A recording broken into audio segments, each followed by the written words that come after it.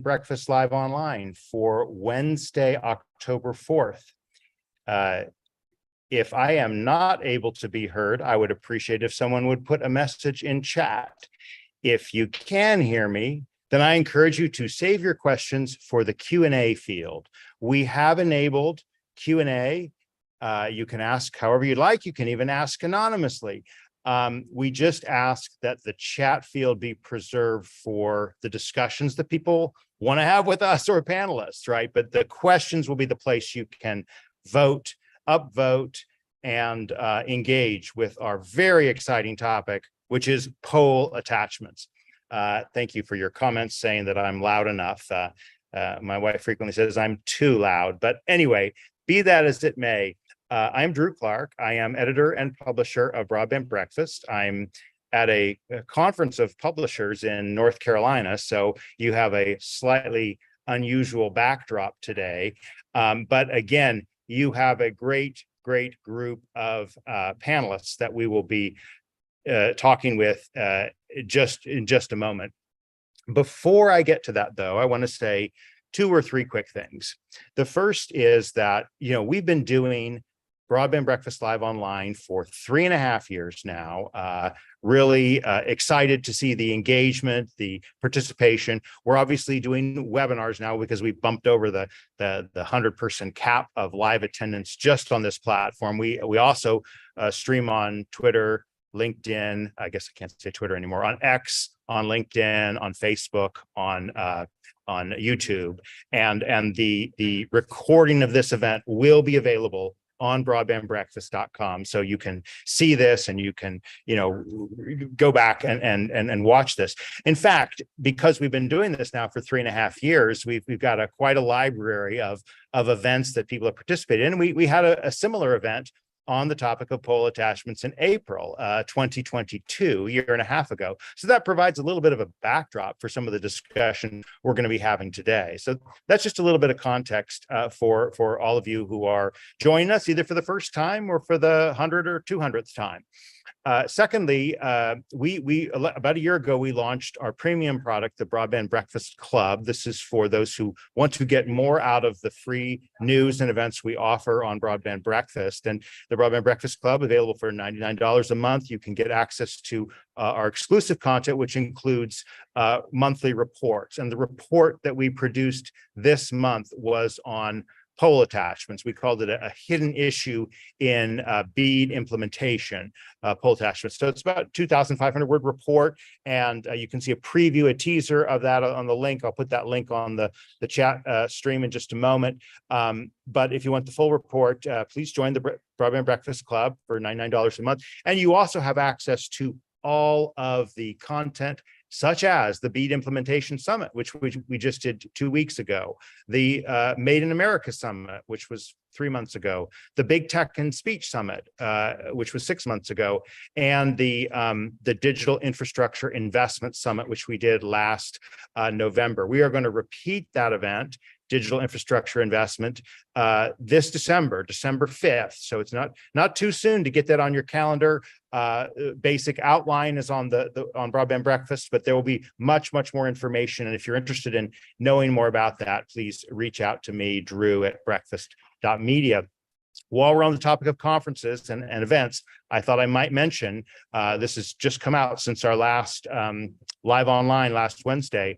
We are working together with Network On and the National Digital Inclusion Alliance to host an event called Connect 20, the summit. And this is about digital navigators. It's about digital connectivity, the importance of navigators to digital connectivity. Very topical, very timely. Next week's event and Broadband Breakfast Live Online will be at the Affordable Connectivity Program. So that is obviously part of the mix, part of the discussion. Again, just go to broadbandbreakfast.com, special events tab in the upper right. You can click through, learn about the Digital Infrastructure Investment Summit, learn about the Connect 20 event, see the videos by sign up to be a Breakfast Club member for the BEAD Implementation Summit, and so forth. The Connect 20 event will take place in person and online. Either way, it's free to attend, so you feel free to sign up for that. And it's going to be on Tuesday, November 14th. So again, we encourage you to sign up for that if you have an interest in digital navigation and the Affordable Connectivity Program. Last, before I introduce our panelists for today, is to give a shout out and a thanks to our sponsors, which enable our free programming every Wednesday. The sponsors include Utopia Fiber, Broadband.Money, Comcast, DCS Technologies, Broadband Toolkit, the Comlog Group, Google Fiber, Broadband Now, Michael Baker International, and Positron Access. Thank you to our sponsors for your support that enables these regular weekly events. With that, let me go ahead and open it up to our panel, and I'm going to introduce them now here. I thought I would again, like I said, I'm going to pop into the chat window for our Zoom attendees, and it will be available again for those of you who've discovered us for another format. You should also be able to find the link there. This is to the event, and the event on poll attachments will start off with our first panelist, Van Blois. Van is managing counsel at Crown Castle, and he advises the company on utility infrastructure and siting issues nationwide. Van is very well versed in the laws governing the deployment of wireline and wireless telecommunications facilities. That is a term of art for those of you lawyers out there. Wireless telecommunications facilities, you got to know what that means, including pole attachments and small cell siting, together with working in collaboration, I should say, with utilities, jurisdictions, and other entities to ensure safe and reliable deployment of facilities in the rights of way. Huge issue, as again the many people attending know, but Van, we're so pleased that you can come to us and bring us your perspective on this from your vantage point at Crown Castle. Van will be followed by Burton Eller. Burton is the executive director of Grange Advocacy, National Grange. For those of you who are wondering what the National Grange is, you're not alone. I look forward to learning along with all of you from Burton, and no better person to tell us than Burton, who works to see policies implemented that affect the lives of rural Americans. And so want to kind of maybe understand in more detail how rural Americans are impacted, how this is an issue for rural Americans, as it certainly is. And Burton, welcome to the Broadband Breakfast Live Online. Thank you for being with us. And then batting cleanup is no slouch, Brett Kilborn. Brett is Senior Vice President and General Counsel at the Utilities Telecom Council, which again, very important group, maybe not the most public facing, but extremely important behind the scenes in Washington on broadband issues. Utilities Telecom Council provides legal guidance to utilities and telecommunications issues that kind of interface with utilities, both on federal and state agencies, as well as Congress. And UTC in particular is the national representative on telecom matters for its electric, gas, water utilities, and natural gas line pipelines. So Brett can certainly speak to the totality of the kind of rights of way, siting issues, and how all these issues bear out. And so Brett, thanks for being with us. I know you've been on a Breakfast Club, maybe it's been a while, but you are a return visitor, and we thank you for that. So with those introductions, let's turn it over to each of our panelists to give a short introduction of the issue as they see it before we move into our Q&A part with me and with all of our attendees here today. So the floor is yours, Van. Thanks so much, Drew. Thanks for inviting me to speak today. You know, I'll take any opportunity to talk about pole attachments. I'm with Crown Castle, as Drew mentioned. Crown Castle is the nation's leading provider of shared telecommunications infrastructure. So that infrastructure includes fiber, small cells, and wireless towers that we lease to our customers to help them provide the telecommunication services to end users. I'm also here on behalf of Encompass, Encompass being the Internet and Competitive Networks Association that advocates for innovation and competition. Encompass's members provide middle and last mile services throughout the US. That includes fiber, fixed wireless, and mobile networks in all sorts of typologies, rural, urban, and suburban America. and ensures that consumers have access to cutting-edge service offerings at affordable prices. I can sort of set the table a little bit. I think Drew's Please do, yeah. paper did a great job of laying out why pole attachments matter. It's a topic that's top of mind right now because the federal government is poised to invest a historic amount of funding into ensuring that all Americans are connected. And that's, a $40 billion figure. That's one that we will probably not see again in our lifetime. So ensuring that we have the right policies in place so that providers like Crown Castle and other Encompass members can deliver their services to consumers and to businesses will be crucial as that funding becomes available. So pole attachments. So you may know in cities and across the country, you see what you might call telephone poles or utility poles in the right of way. They host a lot of stuff. If you don't see them before today, you'll definitely see them now. I am cursed. I notice them every day. I notice wireless towers every day. It's the sort of infrastructure that often gets overlooked, but it's crucial in connecting us, on our mobile devices and in our businesses and in our homes every day. So typically, you will see one sort of utility pole network in a town or a jurisdiction. Those poles are owned by either the telephone company, so the legacy incumbent local exchange carrier or ILEC, or they may be owned by another type of investor-owned utility, like a electric utility provider. They may be owned by an electric co-op or a municipal electric company.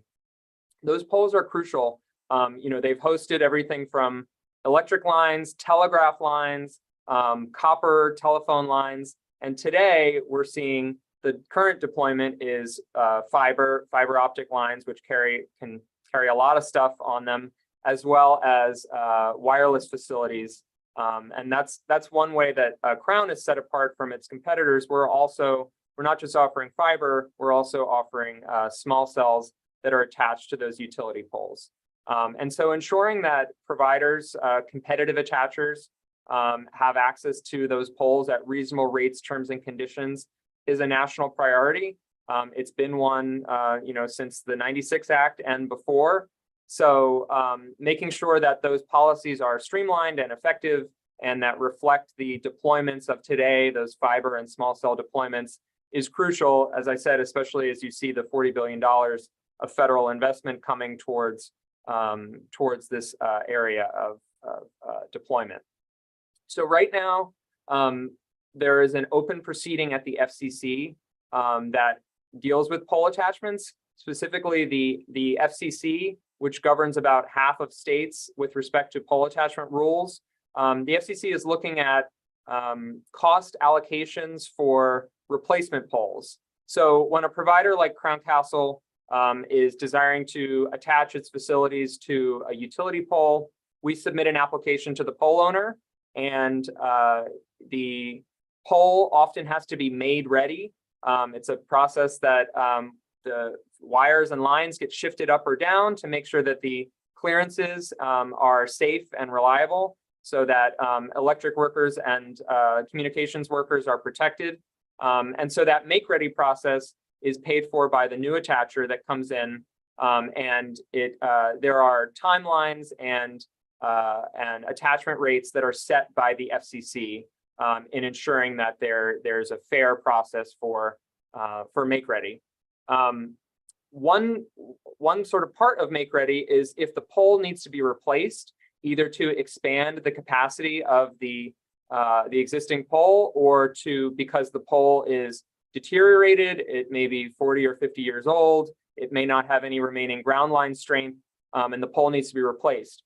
Right now, the current practice that we see is that the new attacher that comes along ends up paying the full cost of the pole replacement. And so the FCC is asking whether that's effective, whether that's fair and just.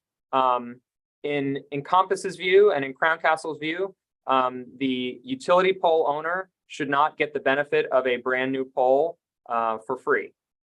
We are asking the FCC to allocate costs between the pole owner and the new attacher in a more fair and equitable way, so that we are not upgrading the networks of utility providers with the full freight of paying for a pole replacement. We're asking for a better cost sharing regime. As you can imagine, because there's only one pole network, the companies that own poles can exercise a lot of control. That's why there are federal rules and regulations that control those rates, terms, and conditions. We saw the FCC look at this issue with One Touch Make Ready in 2018. The FCC put out this order that said, one utility approved contractor can roll a truck to a site and move all of the facilities that need to be moved and attach the new providers' facilities as well. That dramatically shortens the time frame for the new attacher to be able to deploy its facilities. And that's been around, since 2018. I think it's been incredibly effective in streamlining pole make-ready issues. And so the current issue the FCC is looking at is who's paying when a pole needs to be replaced. And we're talking about tens of thousands of dollars per pole when a pole needs to be replaced, that are costs that are flowing to the pole owner from the new attacher. And so Crown's position here is that there should be a more equitable cost sharing regime when it comes to pole replacements. And I'm happy to talk about other sort of make ready issues, but I know that's the one that's on top of mind for a lot of folks today. And hopefully that set up the issue for others to talk about as well. No, it certainly does, Van. And two quick questions, two foundational questions. One, is this proceeding that's open the same one that we talked about in April 2018? How regular is it for something to go on for a year and a half or 2 years, or just tell us, like, what's the timeline for this current matter, Van? Of course. So this current issue initiated with a petition by NCTA in 2020, and the petition was asking the FCC to look at pole replacement cost allocations and dispute resolution as well. The FCC ended up addressing the NCTA petition in 2021 with a brief clarification that clarified that new attachers should not be shouldering the burden of paying for a new pole when they're not the sole cause of the pole replacement. It was a brief clarification the FCC issued. The FCC said this is a better topic for a full rulemaking. And then the FCC in 2022 put out a request for comment, a notice of proposed rulemaking, opening up this issue, asking interested parties to comment. So the current proceeding has been open for about 14, 18 months at this point, but it initiated in 2020 with a request by an industry association to look at these issues. No, but there's not a set time frame for resolution. You're right. The FCC can address it if it feels there is a need. It can go back and ask more questions. It can sort of just leave it open if that's it's a jump ball, in other words. So and we'll come back more. I'm sure we'll dig deep into One Touch Make Ready and other aspects, but let's get Burton and Brett into this conversation. So Burton, the floor is yours. Well, I'll give you a little background about the Grange. The Grange was chartered in 1867 to bring agriculture and rural communities back together again. It's the oldest agricultural and rural life advocacy organization in the country.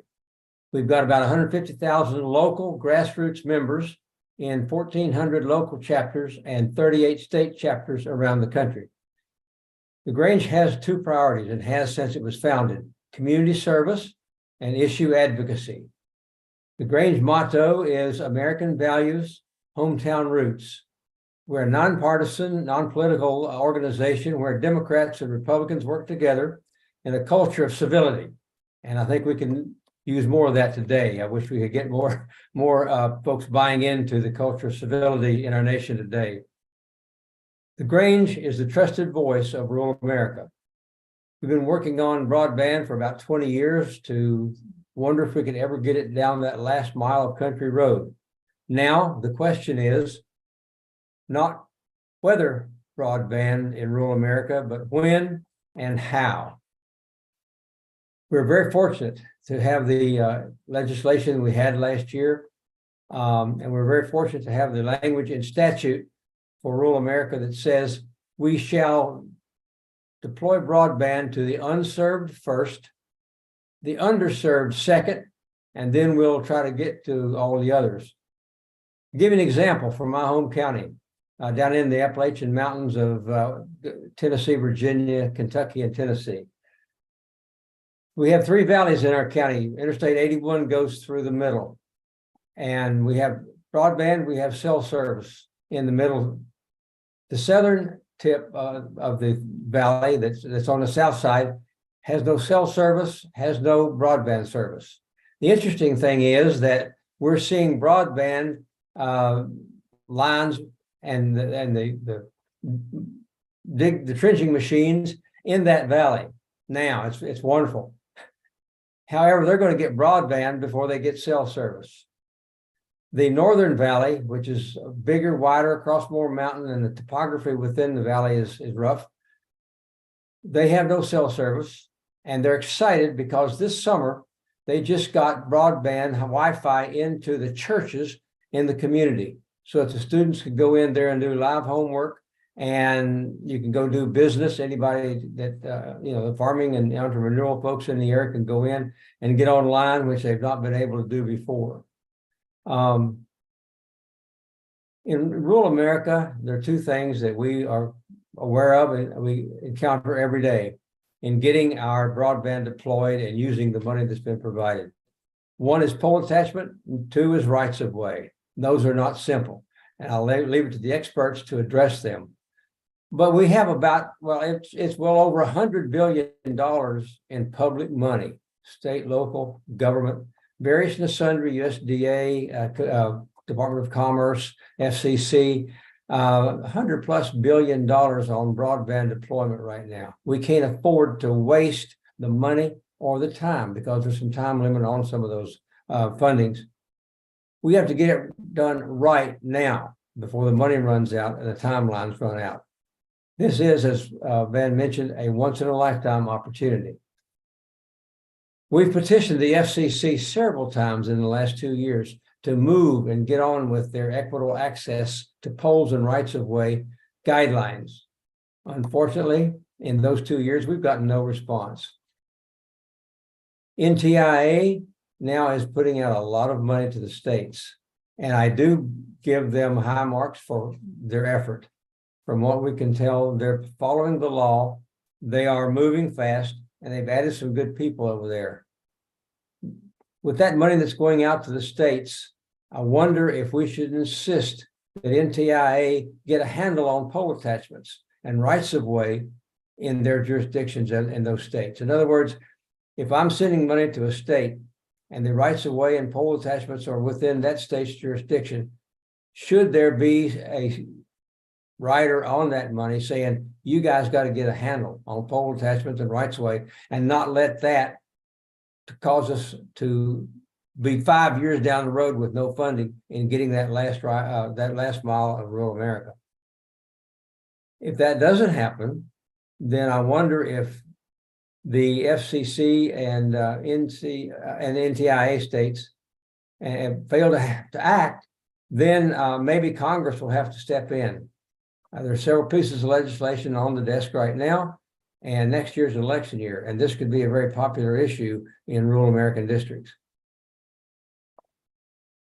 Thank you, and really appreciate giving the additional context for the National Grange and what you're doing. Let's go right into Brett. Tell us a little bit about UTC and your perspective on this topic. And once again, a reminder, please put your questions in the Q&A field. I know it's very tempting, but the Q&A will enable us to have a discussion with lots more questions that it can be easily accessed and answered. So Brett, the floor is yours. All right, thanks, Drew, and thanks to Broadband Breakfast for the opportunity. It's a pleasure to be back. Like you say, longtime listener, one of the first time participants in Broadband Breakfast. I remember the early days at Clyde's fondly. So good to see that you're still going strong. And also, I think this is a really important issue. I think just to provide some context in terms of UTC, Utilities Technology Council, we've been around since 1948. We're the only trade association for all types of electric utilities, or actually all types of utilities, period. Electric, gas, and water, investor-owned utilities, as well as public power utilities and electric cooperatives. All utilities basically have one thing in common. They own, maintain, and operate their own extensive communications and other infrastructure that they use primarily for their own private internal purposes to ensure the safe, reliable, and secure delivery of electric, gas, and water services. So that's, quick summary of UTC. We, are based in the DC area. We have offices around the world. So we're very much, an international organization. But yeah, as much as UTC basically got its start doing just humble private radio type of co-location coordination type services, we've evolved over the years, and one of the things that we've taken on has been broadband. Quite frankly, utilities have been at the forefront of actually trying to remedy the digital divide. We were the ones that actually went to the FCC, and as the FCC was considering taking the Universal Service Fund and actually using it for broadband purposes instead of plain old telephone, we were the ones that were basically going to the FCC and saying, hey, look, there are these other non-traditional providers, including utilities, that are out there that may not have an opportunity to access any of that broadband funding. And we changed a lot of minds at the FCC because primarily at that time, electric cooperatives that we were talking about were doing fiber to the home in areas where nobody else would deploy. And we were able to provide, gigabit speeds in some cases for less than $100 a month. I mean, that was jaw-dropping stuff for the FCC. And that, ultimately resulted in the FCC making that early broadband funding program competitive. And yes, I mean, a lot of utilities succeeded in actually getting access to some of that funding. The FCC came out with another round of funding, the Rural Digital Opportunity Fund. Utilities that there again succeeded. And, now we're looking at, as Pan was saying, an even greater opportunity when it comes to the NTIA funding. And it's not just the BEAD funding, but it's also the middle mile broadband funding.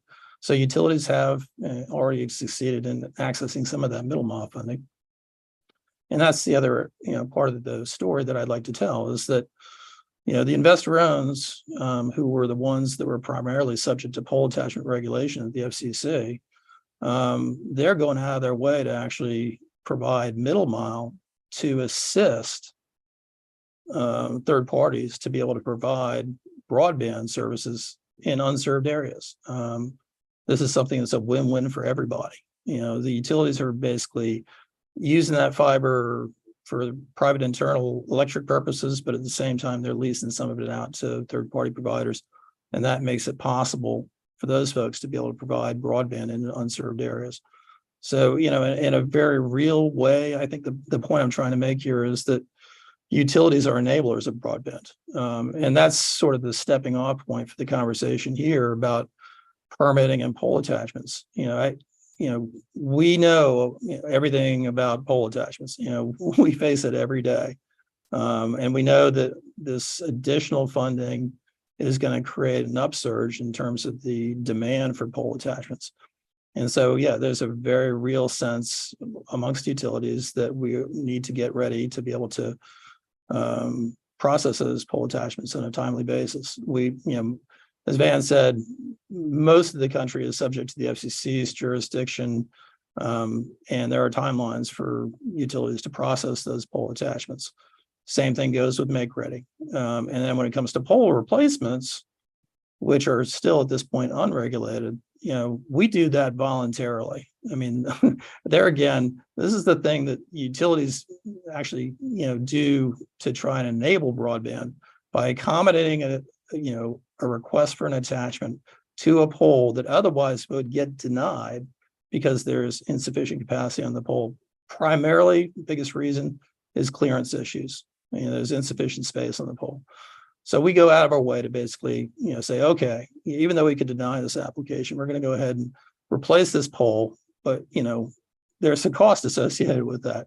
And that is the crux of the issue, is that, folks want to try and place that burden on utilities. And quite frankly, this voluntary process has been working really well for a long, long time. So we're kind of miffed that now all of a sudden it's being raised as quote unquote a barrier for broadband. We think that, the FCC should be continuing to support these voluntary processes. We think that they avoid a lot of disputes. I think pole attachments is a complex process. If you try and micromanage and regulate every little detail, ultimately what you're going to do is create more delays in the process, which everybody here agrees. We're all trying to promote broadband access as fast as possible. We think that a regulatory approach basically will create more delays, which will prevent folks in unserved areas from getting the broadband that they need. So I'll stop there and just turn it back to you, Drew. Thanks. Well, thank you very much. And I just want to highlight for a quick moment the report that we've referred to here, the hidden issue for potentially impacting BEAD implementation, pole attachments, and talking about the difference between attachments and conduits, and the framework in place for the Telecom Act, which I want to come to just now, in particular the reverse preemption process. No one's mentioned that word yet. It's one of my favorite words in telecom because it's such a unique artifact or anomaly from federalism in the United States. And then of course the issue of utilities, cooperatives, and their perspective on it, and then raising potential solutions to the issue. So let me now again go to the view for all of us. So my quick question for you, Brett, is what are you referring to when you say the early broadband funding and RDOF? You were saying something about UTC's involvement in that. So could you just elaborate a bit more on that before I get to ask my reverse preemption question? Okay, sure. So a little bit of background. So the Universal Service Fund, upon which the FCC was drawing its statutory authority from Congress, was predicated basically on, incumbent carriers getting access to that funding. And the FCC had something that was basically referred to as the right of first refusal. In exchange for an incumbent carrier's, promise, to deploy services across an entire state, nobody else would, be able to access the funding, and they would get that without any kind of competitive bid. So what we went into the FCC to suggest was, hey, let's, consider the possibility that there are other alternatives out there, including these non-traditional providers like utilities, to be able to provide broadband in these unserved areas. Oh, and by the way, not for nothing, but those same utilities are actually doing fiber to the home, which was far superior to what the FCC was getting from some of the other traditional broadband service providers in terms of actual speeds and reliability, which was another big thing. I mean, so the utilities were in there basically doing the right thing for the right reasons. They wanted to make sure, and this goes exactly back to what Burton was talking about, in these rural environments, they knew that deploying a robust network was actually going to attract economic investment and development and create jobs. That's why the utilities were doing what they were doing, and that's the reason they're still doing what they're doing. And so, yeah, I mean, unfortunately, the FCC, was still in a mindset at that point of, oh, we can just barely get by with 4.1 megabits per second down. Now, we're way past that. 25.3 megabits per second is still feeling like an outdated standard. And so, yeah, I mean, UTC, and we agree with the Grange, there should be higher speeds, both in terms of the definition of eligible areas, but also in terms of the projects that are funded. So, yeah, we're lockstep with those folks that believe that broadband should be defined in higher speed terms. All right. So the question I want to ask is, what is the right forum for this issue? Okay. And Falah Al-Hadid asks the question, if a community wanted to establish their own polls, do they need approval from the FCC? And I guess the context again for this question is, under the section 224 of the Communications Act, there's this reverse preemption, unusual provision, which basically says the FCC will set the terms for poll attachments unless a state says, no, we take it on ourselves. And 26 states have done that. Florida was the most recent last year to become a reverse preemption state. So my question for all three of you panelists is, where is this? What's the forum for discussing this? Is it the FCC or is it state by state? And you have to go state by state. Let's kind of hear from each of you, Van, Burton, and Brett. So it's both. I think to answer the question. So the FCC, as you said, exercises jurisdiction over 26 states. The other states have raised their hand and said, we will exercise jurisdiction over poll attachment rules and procedures. And, for the most part, the most successful states have adopted a model that closely follows what the FCC has done. The FCC is generally looked at as sort of the first mover or the leader in poll attachment policies. And so we're seeing right now, a lot of states are going back and looking at what the FCC did with One Touch Make Ready. And those states, either through their legislature or implemented through their utility commission, they're also implementing that a few years after the FCC has done it. So, we as a national provider, we like to have uniformity. That's what that predictability and regulation allows us to deploy effectively. But this issue is not just an FCC issue. It's not just a state issue. It's both and either, depending on whether the state has opted to exercise jurisdiction over polls or whether the FCC has. But to answer the question that was asked, does the FCC need to approve, if a local jurisdiction wanted to deploy its own polls? No, that's within the right of way. It's within the local jurisdiction's authority. If they're funding a poll network, then that's not something that's overseen by the FCC in this context. Well, the Grange is certainly not advocating for government overregulation of polls and rights of way. Local folks know local issues, and what might work in the northwest corner of New Mexico may not work in the heart of Pennsylvania. The states that have stood up their own oversight, I hope that's working well. FCC needs to move quickly, as I said, on those that they have jurisdiction over. And I think the states can make their choice. But I do think the FCC has the wherewithal and can draw on the expertise to give some guidelines, even though a state may not want to use the FCC guidelines. It is a great guideline. I'm not sure they should put it in statute. That's up to them. But guidelines are not necessarily statutes, and there's a lot of expertise that can go into the FCC publishing these guidelines. And I know they're working on it, but soon they're going to quit working, and the egg has to hatch at some point, and it needs to be sooner rather than later. And those guidelines would help those states stand up the system in their state, perhaps. Brett, anything you want to add on this? Yeah, just, echo everything that was said. It's a state federal thing. Interestingly enough, the way that the Poll Attachment Act was originally written back in 1978 gave the states primary jurisdiction, right? So basically, if the states didn't reverse preempt the FCC, if they didn't assert jurisdiction, then the FCC could go ahead and reverse preempt and be able to, regulate poll attachments.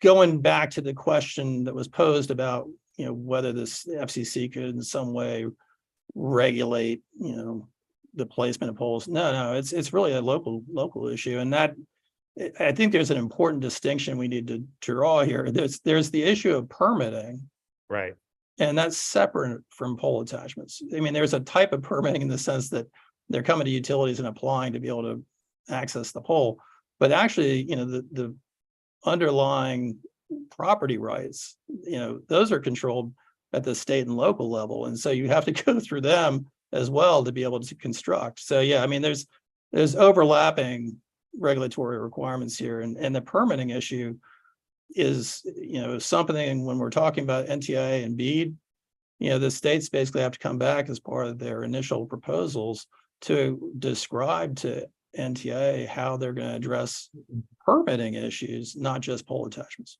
Okay, we have a question from Arya Fishman. Do any of the speakers have a handle on the frequency of pole attachments, poles replaced for reasons of reliability at the electric company's cost versus poles that would not be replaced, but for the need for additional capacity to accommodate new attachments? Great question.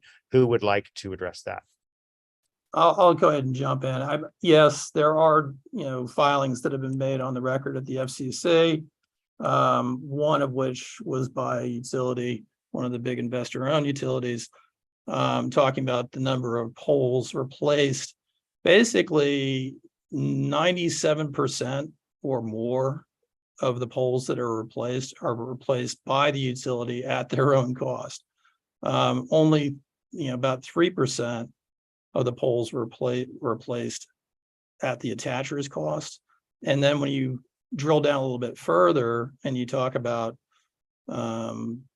poles that were replaced in order to accommodate a wireline attachment, which is really, I think, what we're talking about when it comes to broadband, there's less than 1% of these pole replacements are, involved in those kind of types of situations. So it's a really, really small fraction. And the reason that matters is it sort of goes to the point of how can you basically consider this a barrier to broadband? It represents a really small fraction of the overall number of pole replacements that are out there. Van, what do you think to that? I would dispute that that characterization.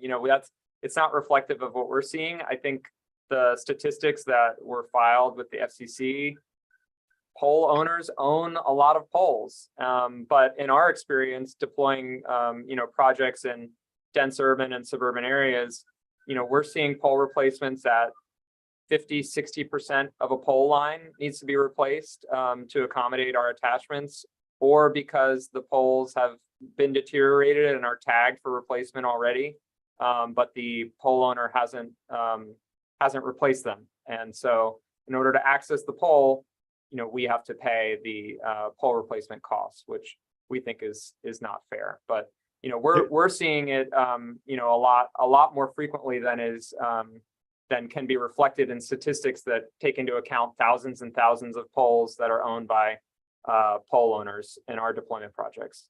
We did have a specific question from our YouTube listener. Has Crown Castle faced any specific pole replacement issues recently with pole owners during rural builds? So elaborate a little bit more on sort of specific issues in rural builds.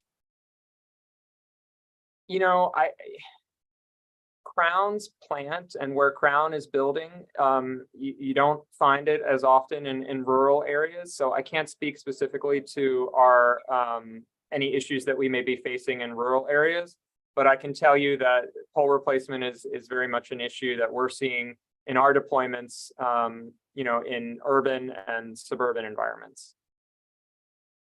Okay, let's keep going to questions. We got a number of them. Let's keep our answers quick and brief here. This is from Deborah Lathan. What approach, if any, has been successful in getting local and state authorities to expedite pole attachment access by ISP? Who wants to take that one?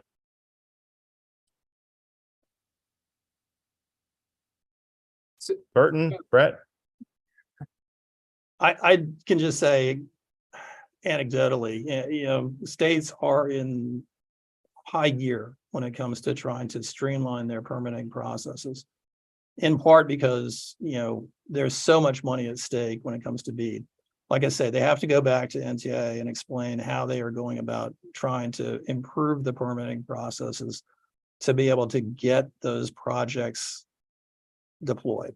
And so if they don't demonstrate to NTIA that they're doing what they can, NTIA is going to basically reject their proposals. And so there's a lot of money on the line. They have every reason to try and improve those processes, and I believe that they will.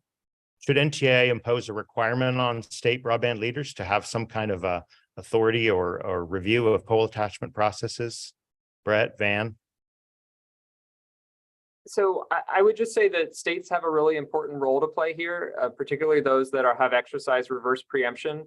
There's a lot of states that have done that, and then maybe they promulgated rules in the 80s that apply only to cable providers, or they haven't really addressed wireless attachments, which is something that Crown is deploying. Unlike the FCC, which has attached wireless attachments since 2011. So there's a really important role for states to play in expediting that. And if you're a reverse preemption state, look at your rules. When was the last time they were updated? If it wasn't in the last 2 or 3 years, there's probably a lot of things that they could do to update those rules to make sure that they reflect the deployment realities of today. I also want to raise this issue. Could I get a clear answer on the 2018 order by the FCC on One Touch Make Ready? Success or failure? What did they do, and why did the issue not kind of carry forward to help resolve the conflict we're facing today? I'll jump in on that one. Yeah, practically speaking, we have not seen a whole lot of people taking advantage of One Touch Make Ready.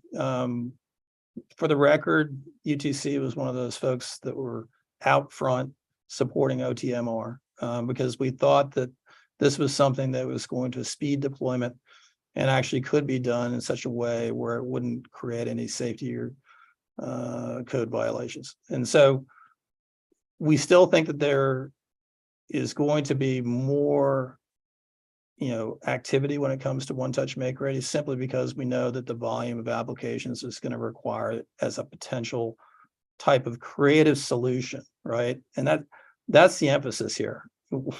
We need to get past the simple answer of let's just regulate pole attachments more. I mean, that's been unavailing. I mean, the FCC has tried several times through pole attachment regulation to promote broadband deployment.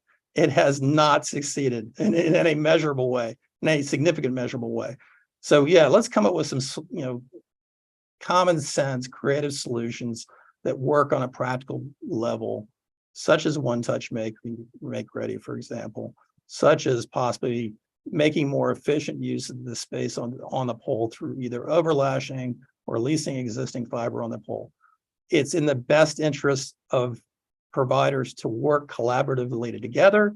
Unfortunately, there are competitive forces that are discouraging them from doing that. And that's really what's going on. And the other thing about, let's let other perspectives in here. Broadband in unserved areas, it's because economically it's difficult. It's not a pole attachment issue. It's just the business case as a whole. All right, I'll stop there. Van, what do you think there on this? I think the One Touch Make Ready order was a success in a lot of ways. It did codify the overlashing procedure that the FCC had in its, in its rules for a while. Codified it into a rule. Unfortunately, One Touch Make Ready is only available for simple Make Ready work for a variety of reasons. Complex work, which includes any wireless activities, are not available to use One Touch Make Ready. And so for someone like Crown, who's deploying wireless antennas, it's of limited utility to us. Of course, it's very effective when we're deploying fiber, but we can't use it for complex work. There are also self-help remedies that are in the FCC's rules. So if a utility pole owner misses their deadlines on survey or on Make Ready, we can hire a utility-approved contractor to go out and complete that work. It's a motivator to the utility to complete their work, but it also allows us to go out and build. Those self-help remedies are not available for pole replacements. So that's one of the issues why pole replacements is still an issue. We don't have a self-help remedy for pole replacements right now. Let's keep the questions and answers short. Stan Smith asks, how can we make undergrounding more competitive with pole replacement? In other words, give up on these poles and go underground. And there may be some benefits to undergrounding versus being on poles. Who wants to take Dan Smith's question? Undergrounding. How can we make undergrounding more competitive? Well, I think in rural America, that is not as cost effective. I mean, we're having a pay for it problem in rural America anyway. That's why broadband hadn't been out there years ago. I think trenches are great in high population areas, but stringing that for miles and miles and miles where there may be 2 or 3 users is certainly a cost issue versus pole attachment. All right. Thomas McGee asks, utilities are being asked to drop everything to prematurely replace poles that don't need to be replaced, diverting valuable resources away from system reliability and system upgrades. How do you respond to that concern? Van, Brett? I'll jump in first. I'm surprised Van didn't jump on that one. Yeah, I mean, utilities are, to my earlier statement, going out of their way to basically provide access that otherwise wouldn't apply. The issue here is that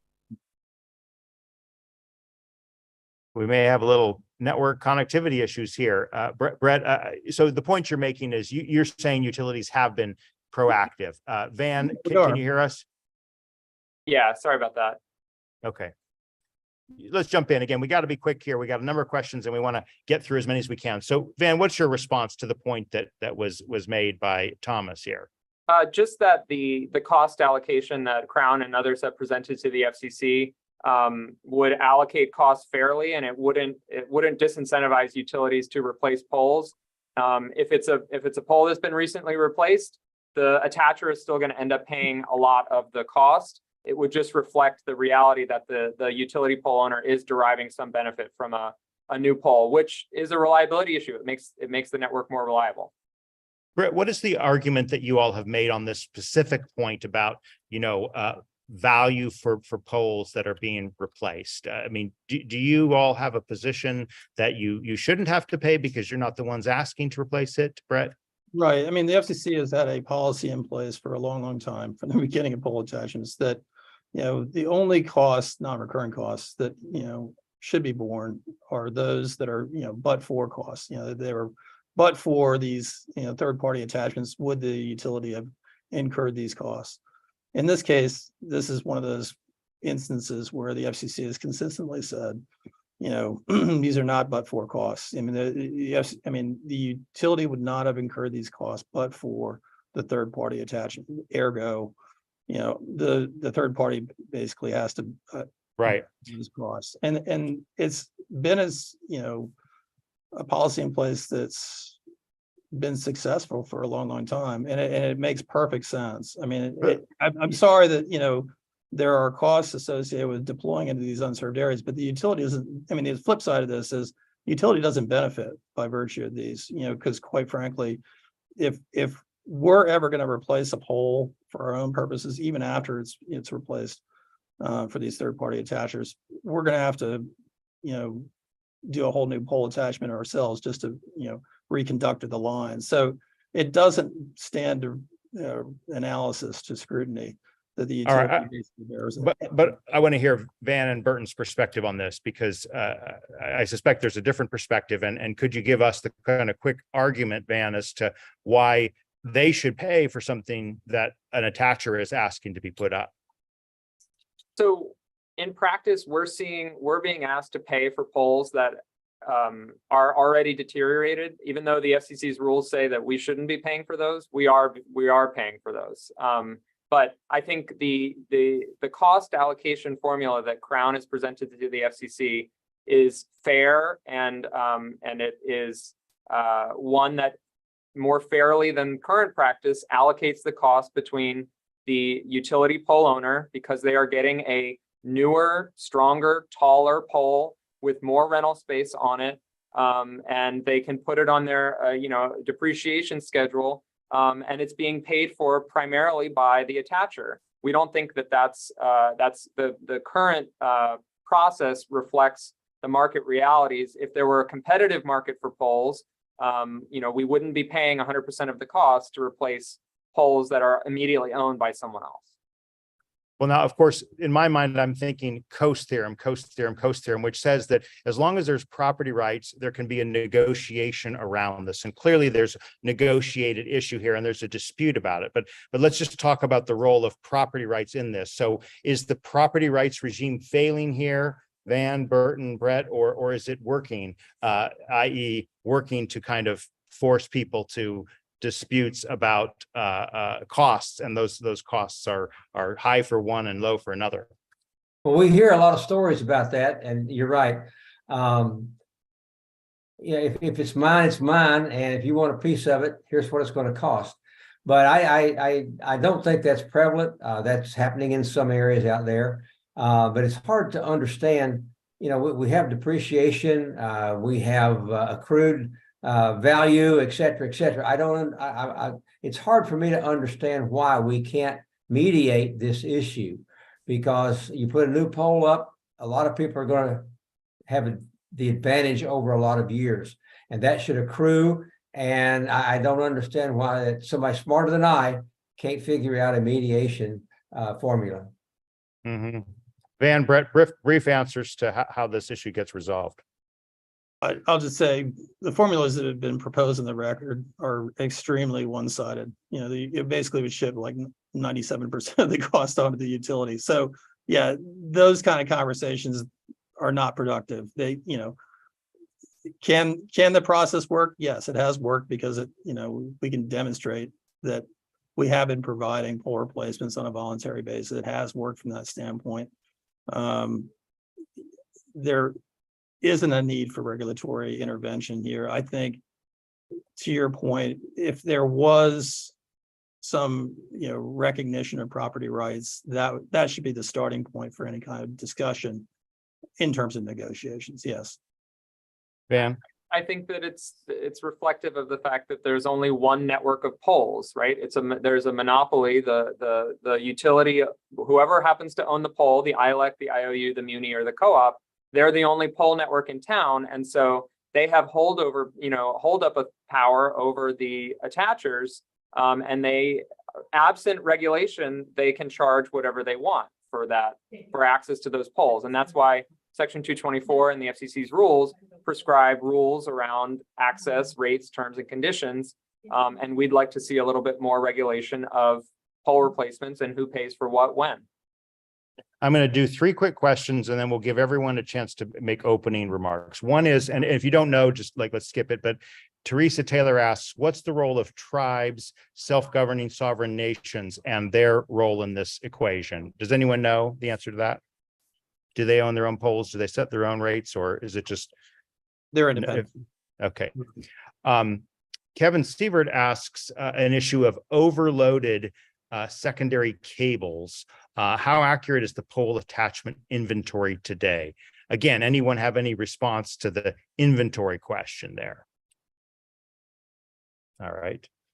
We don't have it. That's fine. And Forbes Mercy asks about highlighting his state, Washington.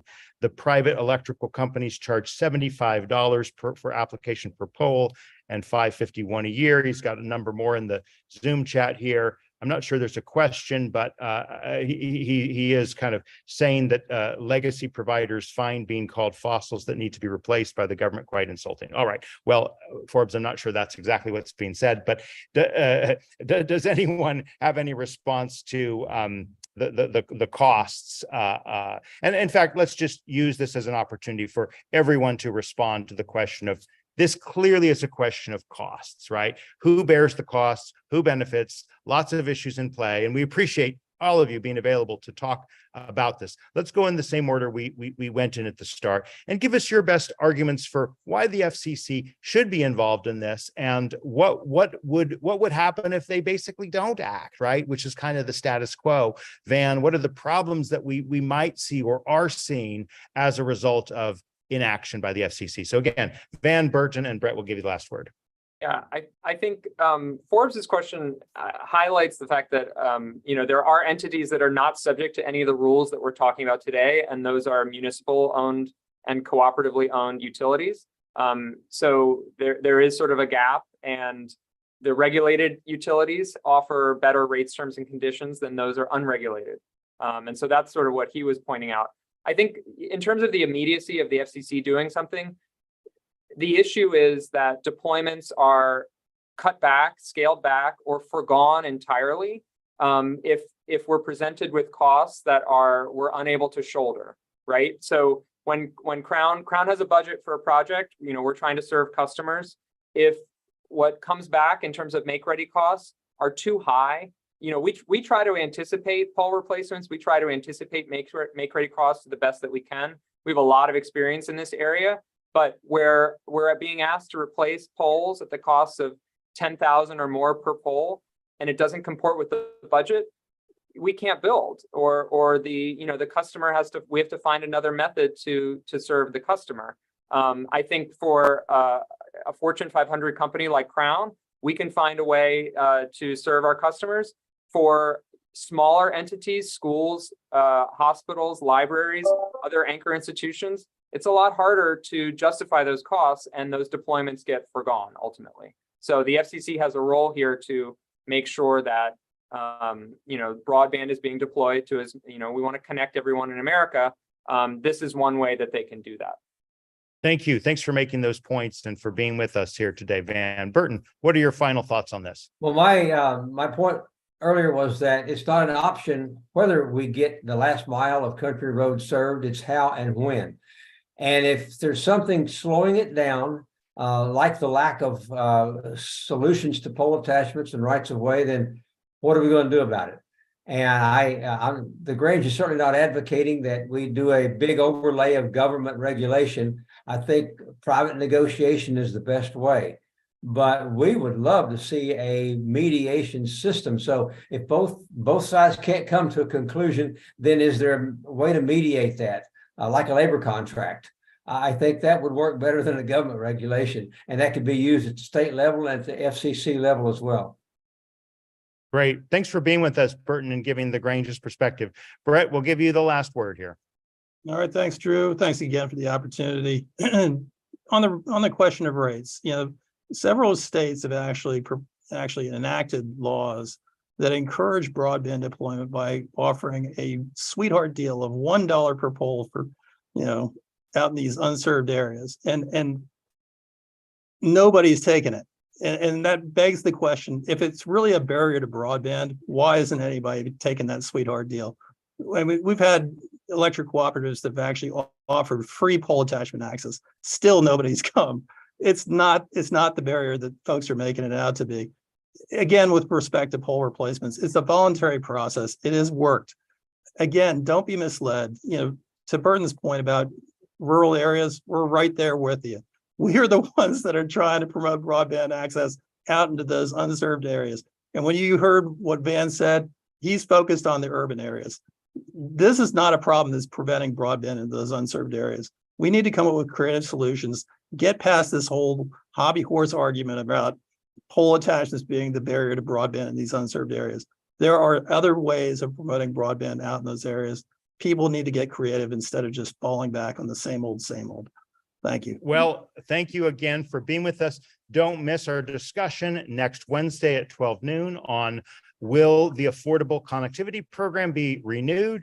And then 2 weeks from today on spectrum sharing, how promising, how real it is. And I might also mention on October 25th, we'll be talking about railroad crossings and broadband rights of way. So coming back in some way to this important issue of pole attachments. On behalf of our panelists, Van Blois, Burton Eller, and Brett Kilborn, I'm Drew Clark with Broadband Breakfast, and we'll see you next week. Take